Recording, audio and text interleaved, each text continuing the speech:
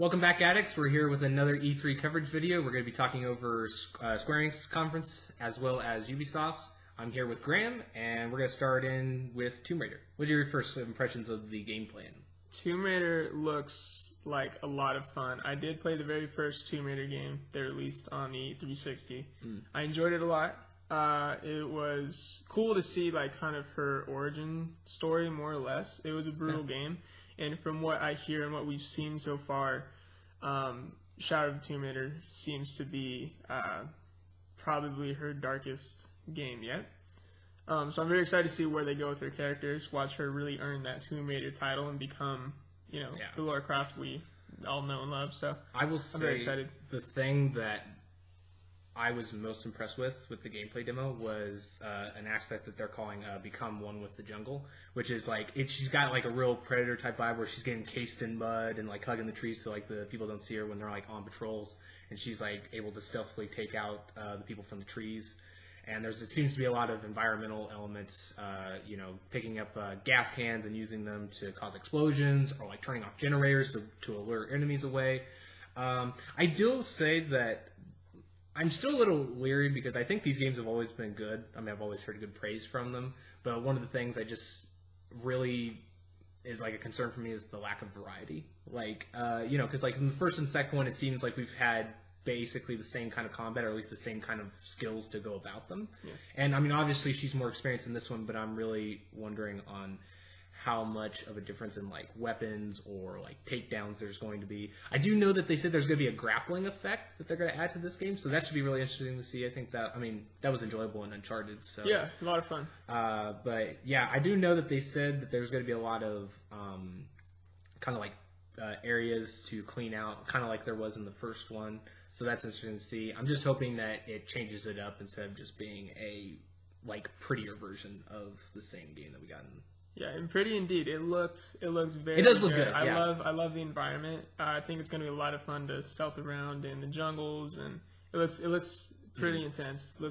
The Mayan setting is a really cool one. It's one of my favorites actually. I'm a huge fan of the Mayans. Yeah. So I would say it's got some pretty good potential. Definitely. Yeah, it for sure does. The next one we're going to talk about this briefly because we didn't get a whole lot of information about it, but it's basically the Stormblood Final Fantasy Online mixed with the Monster Hunter World Online, which both of these are going to be like an online like share world type, kind of like an MMO. That's like, I mean, we didn't really see much of it, so we don't really know for sure if it's going to be styled like that, but it's from what the gameplay looks, it kind of looks like it's going around those lines.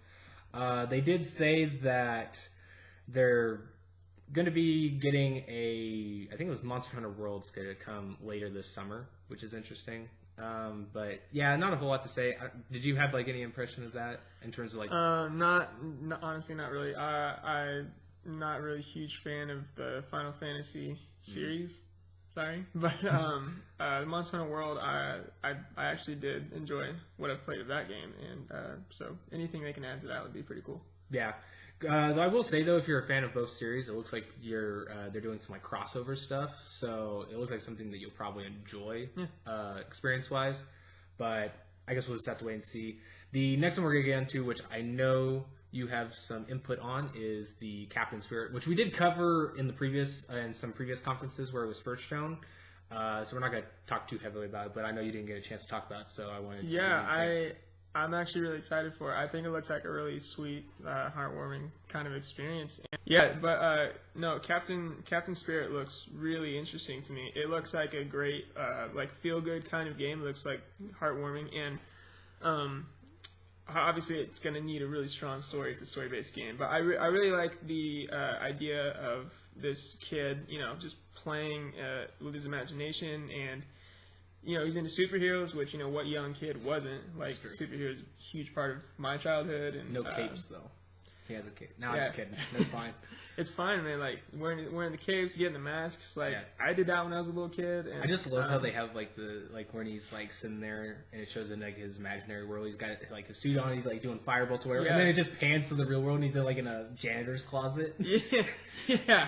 Because that's what it was like. It's just you and your imagination, and I think that's going to be a really cool aspect of the game that I hope they really play into, and I imagine they will. Is seeing the world through his eyes, and then you have this suit, and you have these powers, and you're fighting bad guys and monsters, and I think that's going to be really cool. I think what's going to be the most interesting thing for me to see is if there's going to be some darker elements.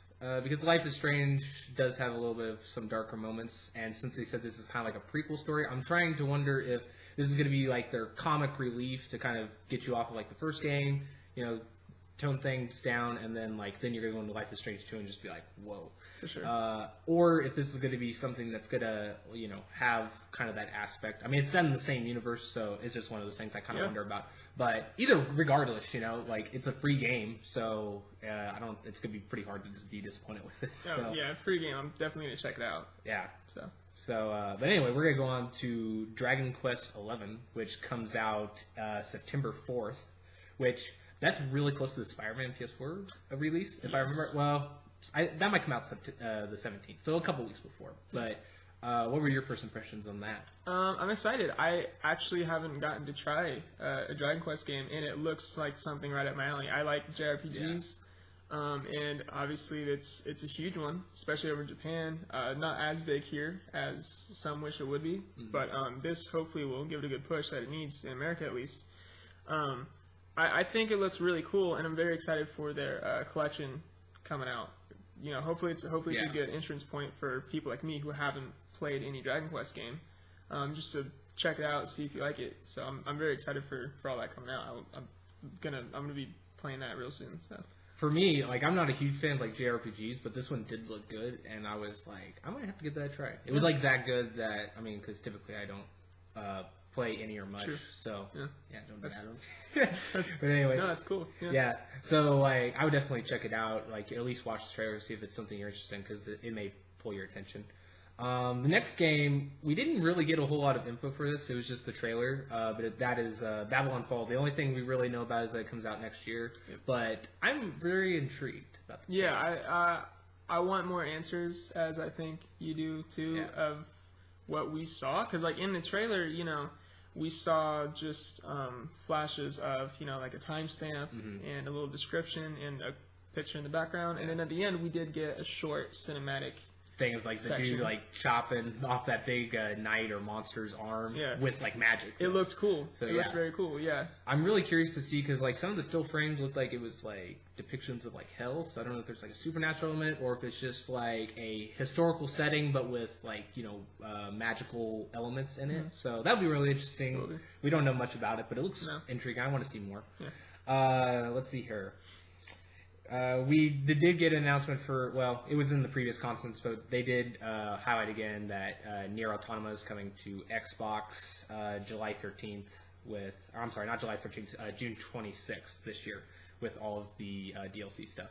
That's something like I didn't get to play it, so I kind of want to check that out. I mean, I got a PS4, so I don't know. It's like one of those things where like I could buy it for the PS4, but like if I get all the DLC, I'm like, yeah, definitely go for the DLC. But yeah, so that was kind of cool, because then, you know, anybody that wanted to play it but couldn't play before, they can definitely check it out, and with all the stuff. Which I hear that playing it multiple times is definitely something that you need to do to get all the story. So, well, you have to. Yeah, that's the whole game. It's a phenomenal game. Like you need to go play it if you haven't yet, and I know you will enjoy it.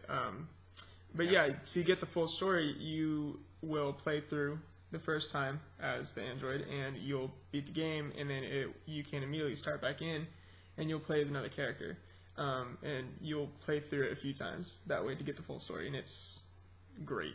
It's great. So if you only played it once before, this is definitely a good way, like a good incentive for you to go back and play it again to get the rest of the full story. Because I mean, obviously, you know, like with DLCs, like you're gonna want to experience those, because I'm sure those are pretty good. The next game I know you were also excited for, which is the Octopath Traveler that comes to Switch in July 13th. Yep, to the Switch. I'm extremely excited for that game. I don't own a Switch, but seeing that, like, I've been on the edge lately. Like, I'm looking at getting a Switch, and I told myself, hey, if Nintendo has a killer E3 and shows some promise, I'm gonna go get a Switch, and I think I'm gonna have to go get a Switch because there's definitely more incentive to buy a Switch now than Xbox. Definitely.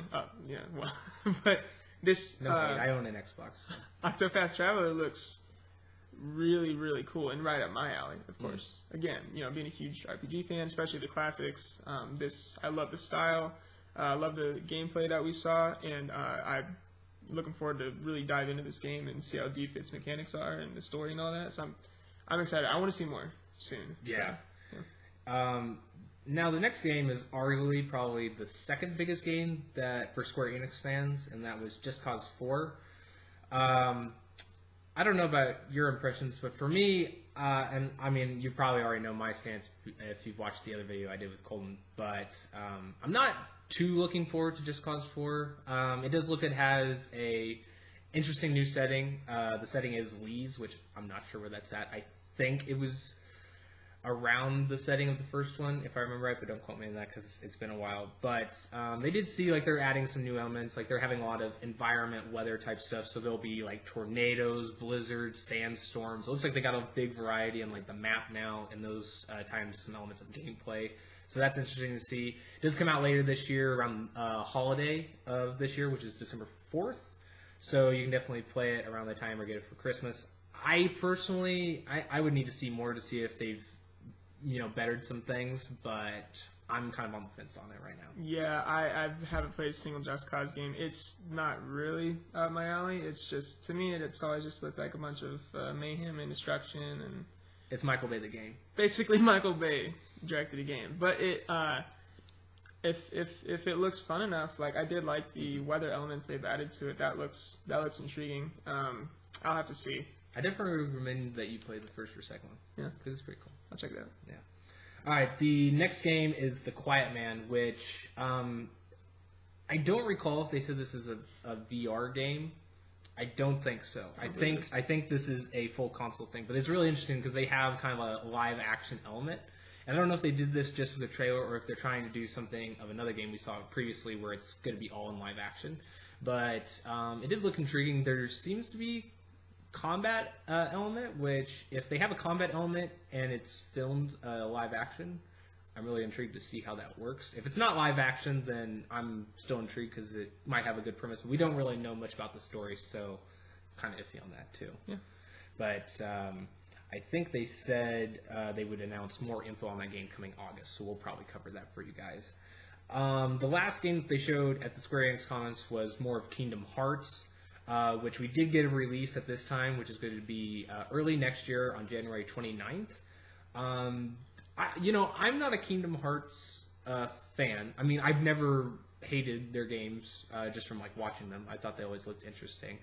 I've never really dived into one, and I don't have much to say on like where they're taking it or anything. But I will say, it's just like a gamer, the combat and like the gameplay looks really fun and diverse. The weapons, like the different like vehicles you can ride, or like the way that you traverse in like the different worlds, like that looks really intriguing. Yeah. And I might have to have Colton sit me down with like a whiteboard and him just tell me like all the story arcs. Yeah, so I can we get are it. not caught up. No, I'm not.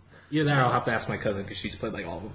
But that's basically it for the Square Enix conference. Yeah. So,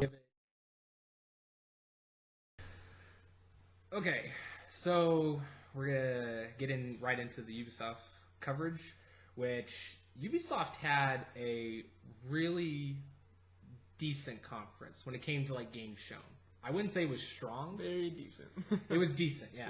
Square Enix, we didn't mention it here, but like I would say that overall kind of a disappointment. But they still had some good games. It was very short, and I know a lot of people got mad about that, which I would agree with. Yeah. But it is what it is. Ubisoft was surprising, although the opening. Did you see the opening? I don't think so. Oh my gosh, this opening was like, what are they doing? It looked like an acid trip, or like somebody was high. The Just Dance opening? Yeah. It was so weird. Like, yeah. Because, they like have this like really like elaborate colors, and then they had like the guy dressed up as the panda. I'm just like, what is going on? Well, I mean, I assume that's how everybody plays Just Dance.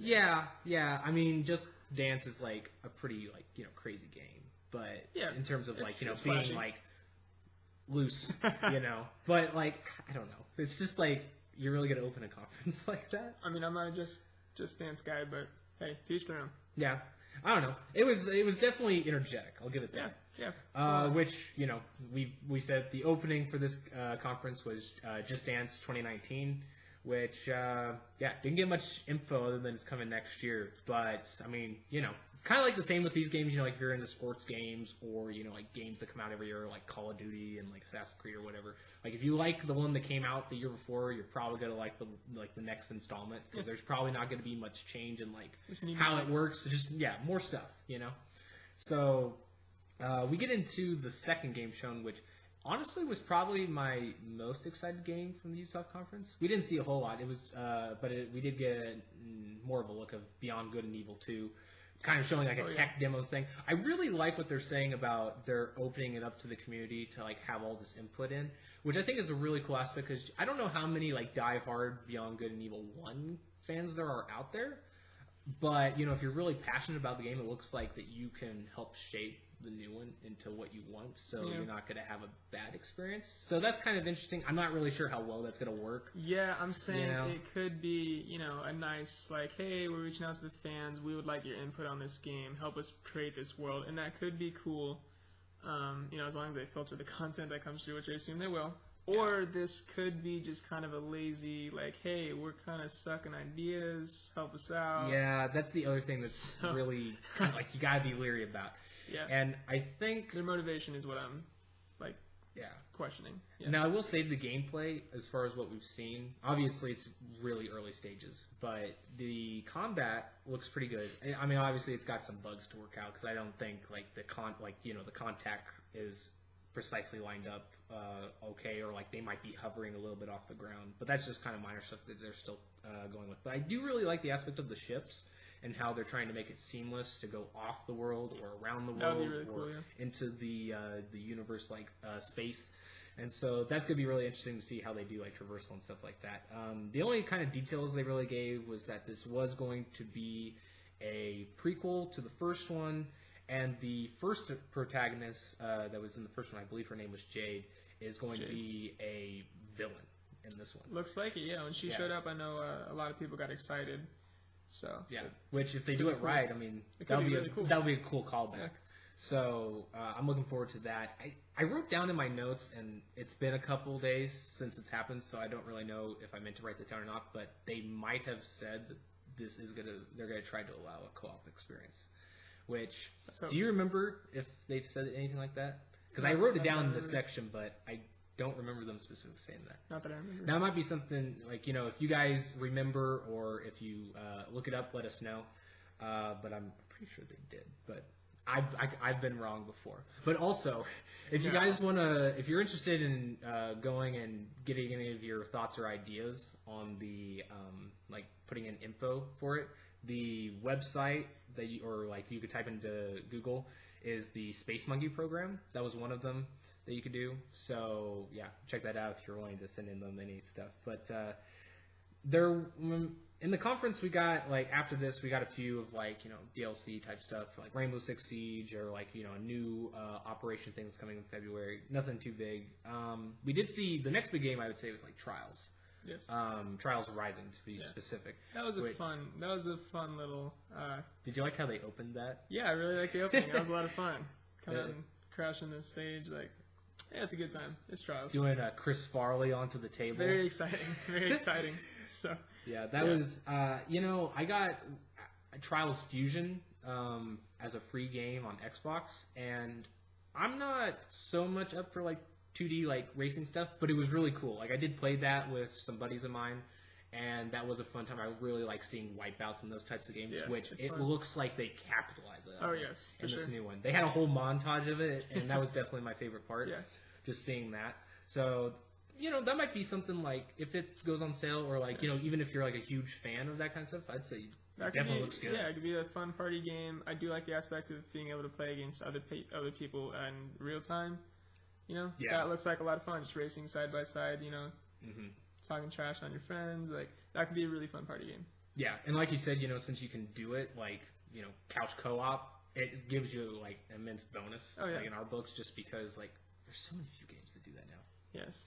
But, and I hate that I have to say this because I feel like I'm repeating myself, but this game has also been confirmed to come out in February of 2019. February is looking to be super full, which I'm not complaining. That's my birth. It's probably the 22nd. Who knows? 22nd. I would be That would be interesting. You just go to game. That'd be like one day in like history. You go to GameStop, like, yeah, I need 5 games. I'm gonna walk away with like 4 or 5 games in my hand. You'd be like, I just spent like 2 paychecks I'm with all this. Yeah. The next game that we saw more of it. I mean, we saw it initially revealed at Microsoft's, but it was The Division 2, which, you know, it's like one of those things. Like, I really think the setting looks cool. Oh yeah. I really like the cinematics that they've done. Like, the cinematic atmosphere that they have for their trailers is really, really cool. But the game, like, obviously, since it's a multiplayer game, it loses a little bit of that, you know, environment thing, because obviously their main focus is, you know, playing with your buddies. But, I don't know, nothing just really wows me about this. It looks like basically the first one, like, nothing new. I don't know. I'm not biased about multiplayer games, but I'm I guess more picky. I guess Skeptical, for sure. Yeah, skeptical. I guess is a good word. It's good. But you know, like if you like the first one, I think this is one that you're gonna like, or at least want to try to check out. Yeah. I think they said, oh yeah, they expanded it. They're expanding it to 8 players now that you can play with. They're adding raids, and they're promising free updates through DLCs. Always good. Yeah. So that's cool that they're supporting the game. So I do give them props for sure. that. The next game they showed was the Donkey Kong Rabbids game, which, did you get to see much of that? I saw a little snippet of it, Yeah, it's like, it looks fun, but since I don't have a Switch, it's kind of like, It looks like one of those cool games, like if you already own a Switch, like you should probably check out, especially if you're a Donkey Kong fan. Yeah.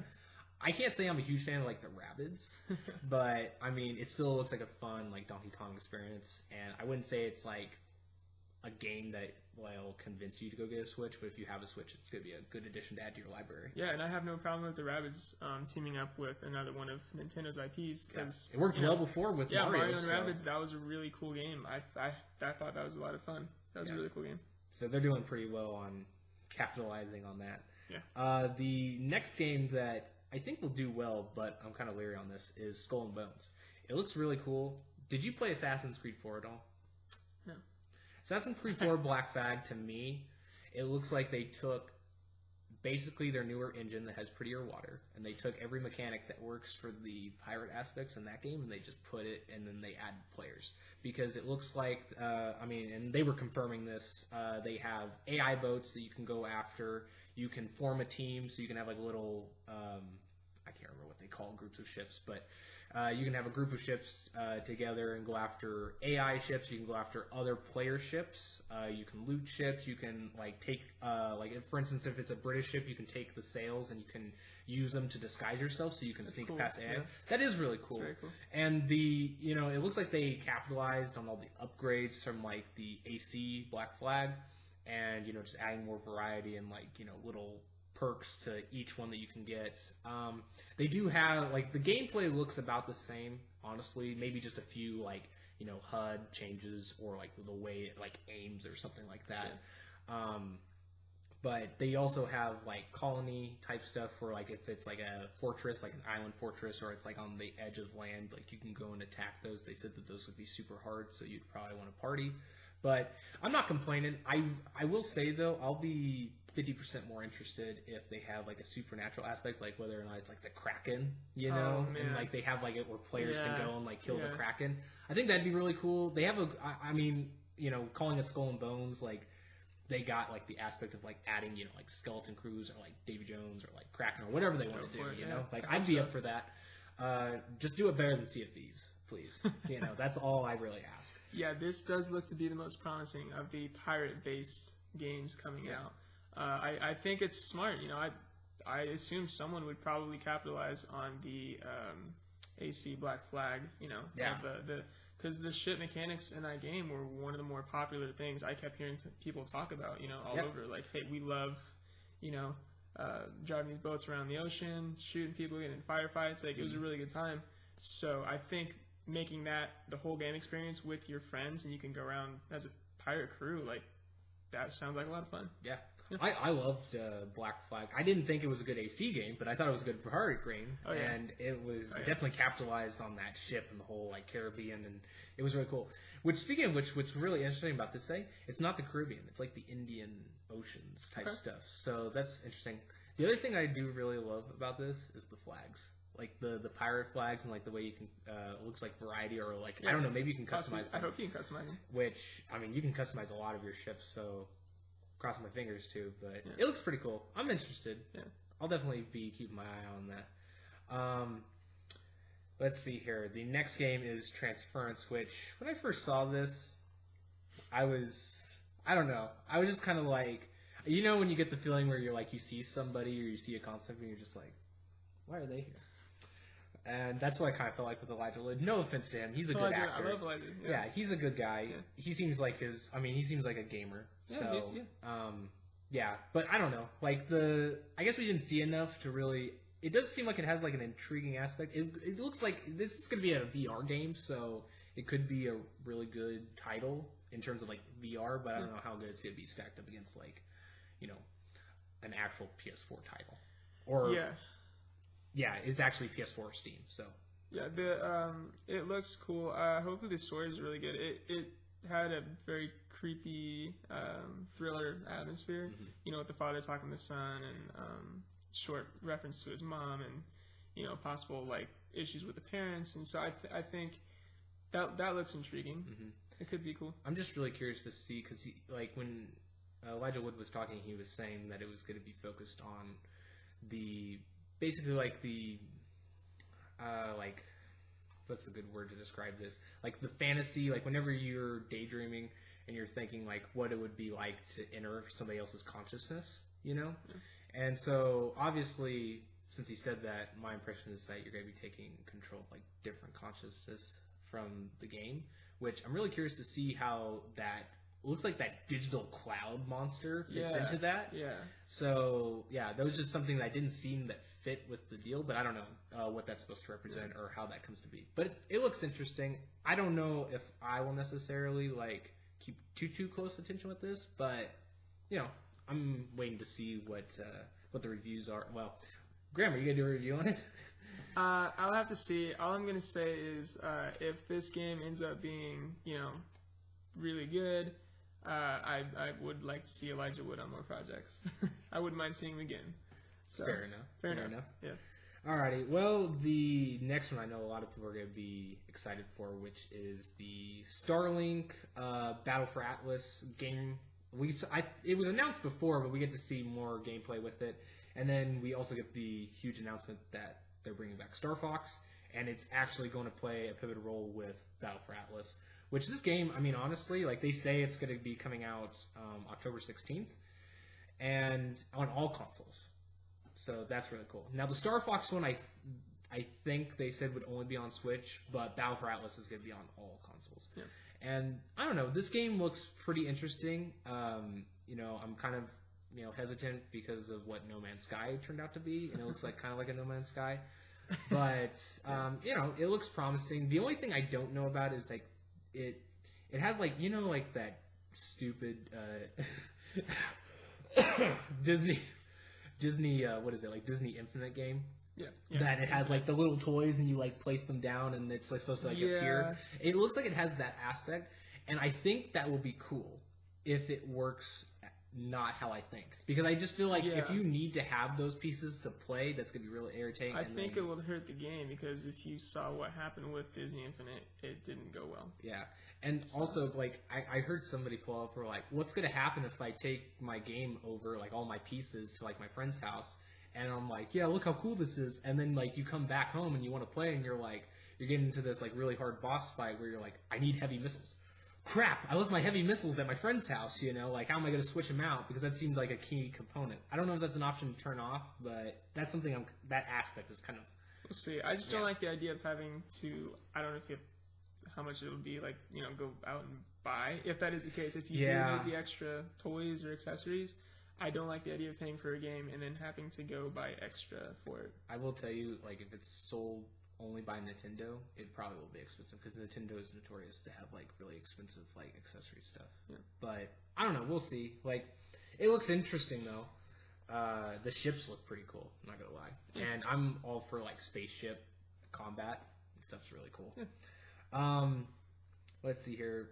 We get a few other things like For Honor. We get an expansion, which is going to be like a Chinese DLC. They're calling it Marching Fire.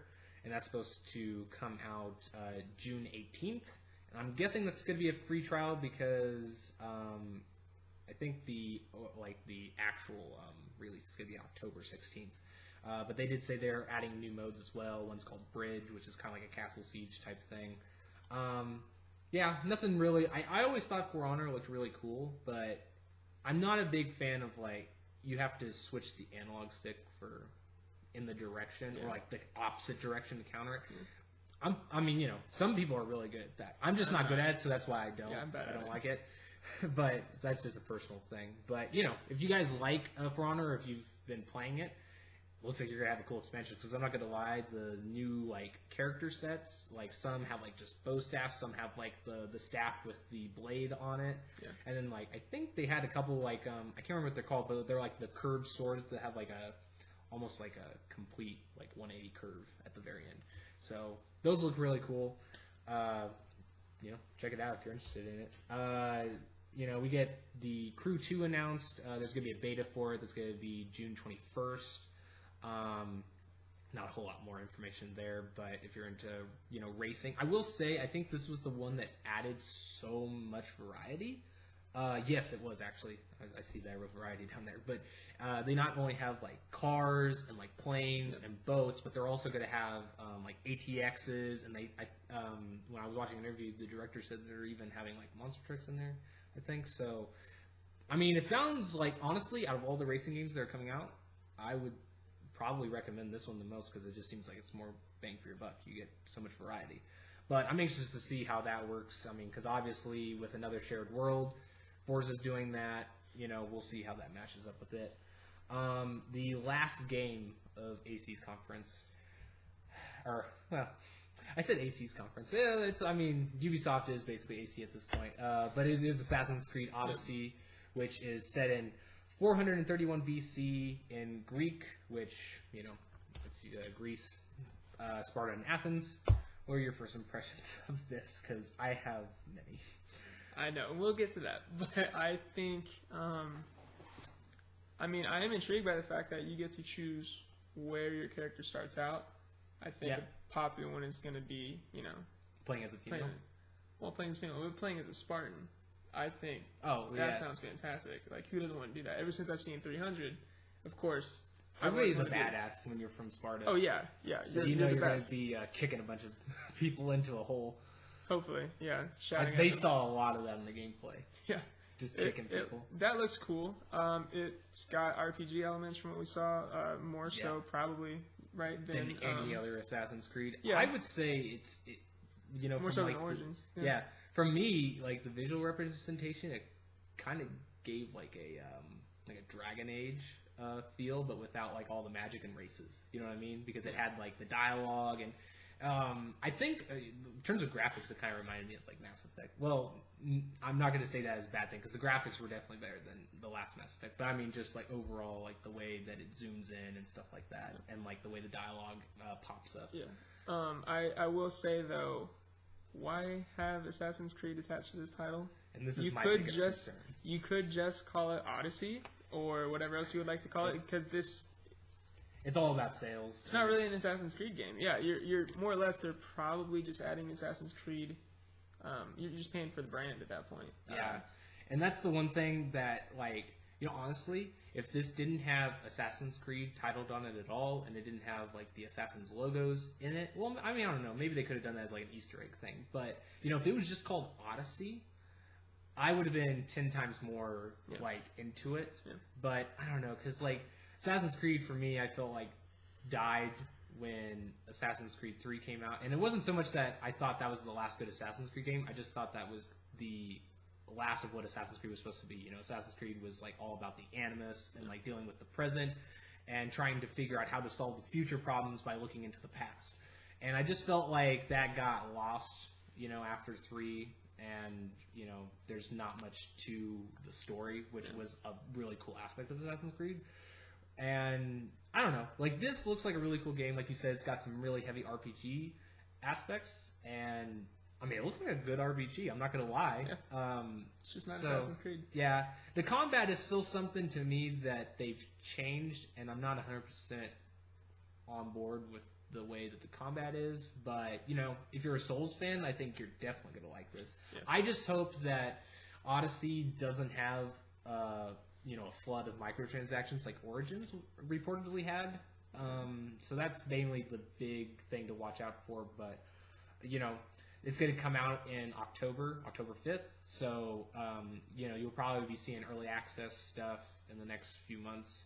I would definitely probably check those out before, you know, because, you know, Ubisoft, they kind of got a mixed track record. So it's kind of like one of those things like, you know, there's a good chance that you will get a good game, but it's still like you need to watch out and make sure that you're, you know, fully committed to the game before you buy it. Yeah. So that would be the only buyer's beware that I'm going to give you. But any final thoughts? Where did you think Ubisoft ranked in the conferences that we've seen, like Square Enix, Bethesda, Microsoft? Well, I mean, Ubisoft, not much I was expecting there, honestly. I mean, I've enjoyed past Ubisoft games. You know, hopefully Odyssey, I don't even say Assassin's Creed, but hopefully Odyssey turns out cool. And some other games in there. Off the top of my head, there's nothing really standing out from Ubisoft like other conferences so far. Yeah. I definitely will say I was a little disappointed that Splinter Cell didn't get announced. So Yeah. I'd give it a 0 out of 10. No, I'm just kidding. I won't give it a 0 out of 10. I'd like to see Splinter Cell. I thought I think it did better than Square Enix conference. For sure, and then, you know, Square Enix, it wasn't anything against like the games that they did show. It's just that, you know, 11 games were shown, 6 of them were already announced beforehand, and it was like 30 minutes long. So that kind of hindered them a little bit. So I would say they were better in that term. You know, honestly, I'd say they were probably the second, maybe third best conference so far. So they're up there, you know, probably about like a 5 out of 10, something like that. But, you know, there's some promising stuff here, especially if you're into multiplayer, because Ubisoft's kind of going into more of that direction.